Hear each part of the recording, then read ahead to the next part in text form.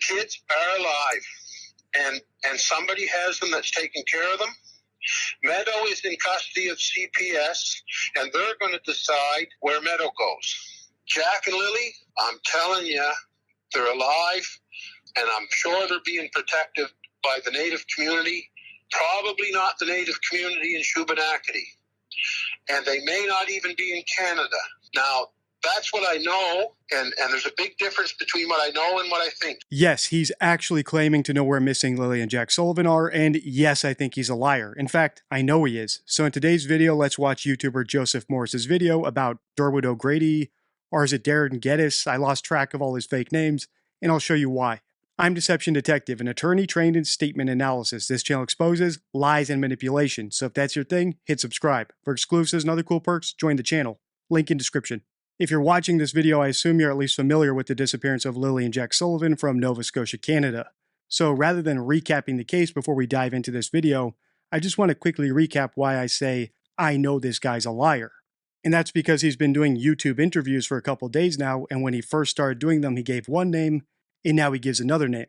That's a confirmed lie, and if we were in court right now and he was up on the witness stand, it could definitely be used against him to impeach his credibility as a witness. Now, does that mean that everything he says is a lie? No, of course not, but it's not good when the lie tally is already at 1 before you even started telling your story.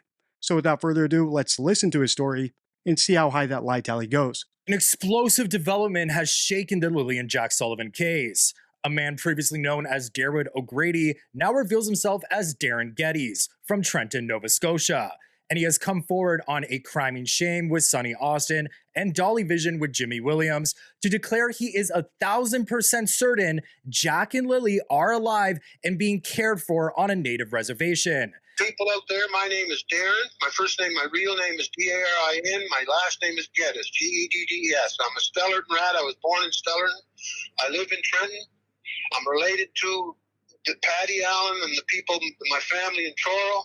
I know the McKenzie boys, James, Alvin, Earl, Daniel's father. I haven't known Earl. I only spotted him once. I've seen him a few times, but I've known James and Alvin and the rest of them for years. Darren says he spoke to someone with direct knowledge of the children's whereabouts, but will only name this source if his information is proven false. He's cross-checked this account with other witnesses, reinforcing his belief that it's 1,000% true. This bombshell tip has broken the case wide open, sparking renewed hope for the children's safety and prompting widespread attention. I wrote Darren off as a hoaxer or an attention seeker when I first heard that he changed his name, and then he popped up out of the blue talking to small YouTube channels, basically regurgitating information that had already been made public by the news. But even if I hadn't, this is the point where I would have written him off, and that's because he openly admits that all the information he has is hearsay. Moreover, it's hearsay from an anonymous source. To put it a different way, he might as well just be saying that he consulted with a psychic like Sloan Bella and now knows what happened. But I actually think it's worse than that. I don't think he's a naive rube who got taken advantage of. Listen to this next part. Oh boy, and I can't say who they are, and I can't really say what they told me, but it's ironclad. It's 1,000% true, okay? I know exactly what happened to the kids. The kids are alive. The kids are probably not in Nova Scotia now, but the kids are safe. The kids are being taken care of by, I'm sure, by Malaya's native people.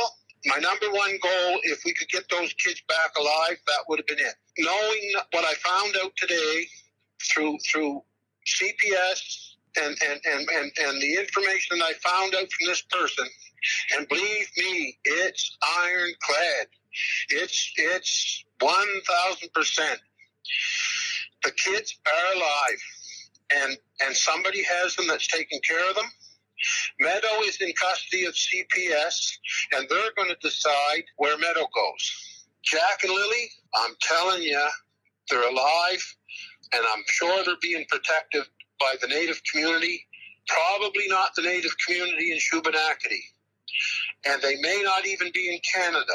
Now, that's what I know, and there's a big difference between what I know and what I think. So I just told you what I know. If I turn out to be wrong, the source that informed me this afternoon, then I'll fully expose it, because this source is very important, very in the know, very heavy, right in the middle of everything. And I almost said a he or she, and I'm not going to do that. They know everything that happened right from start to finish.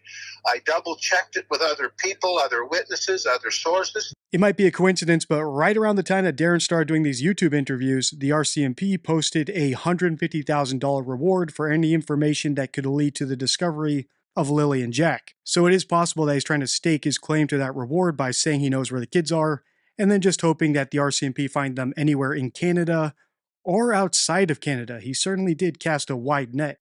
But after watching Joseph's entire video, I actually think it's something else. If you've seen my series about Bernd Stellander, you'll know what I'm getting at. But if you haven't, don't worry. Let's listen to the rest of Joseph's video, and then I'll explain. Darren also suggested Malaya may be grappling with postpartum depression and sought to escape her difficult situation with Daniel, with assistance from a group of girls around her age. So I think amongst her friends, some of them coordinated and took it upon themselves to help their friend. And they did it in a very stupid way. If they'd have talked to an old idiot like myself, we might have been able to give them a better way to do that, because what they feared we could have protected her from right off the bat would have been no problem to protect her what she was scared of. And I believe if she would have done it that way and she wanted to separate and walk out, she could have walked out with her kids. She could have walked out peacefully. We could have drove her and taken her to, like, some of my relatives have a good life, and we could have parked her in there, and some of us would have protected her and watched out for her, and her people would have protected her, helped her financially, would have helped her with the kids, and we could have brought her right along back into a life where she wouldn't have to be scared and she'd be protected. The plot thickened when Malaya reportedly fled with Meadow on Friday after learning Darren was closing in. Meadow was then removed from her custody for violating a CPS order requiring her to stay with Meadow at her mother's home, Cindy Murray's residence. This breach has added another layer to this complex saga. When she took off for the reservation from Cindy's place, that took it totally out of my hands as far as Meadow and her goes, because then that opened up the door for them to take Meadow, but it also opened up the door for the RCMP to use a lot of leverage on her. Darren confirms that he shared this critical information with the RCMP, but with Jack and Lily still unaccounted for, he's frustrated by the authorities' response. He chose to go public to draw urgent attention to this potentially case-breaking lead, hoping to accelerate efforts to locate the children. Now, I want the cops to move. Don't jerk around. These kids, these kids could be anywhere from a farmhouse outside of Tattamakush to Plattsburgh, New York. These kids could have gone through the big reserve in Ontario. I have a hard time saying it. The one that borders Canada and the United States. I say 99% the kids are with natives. And I want the cops to move your goddamn fat asses, you sons of bitch. Get on the goddamn move. It's been 7 weeks.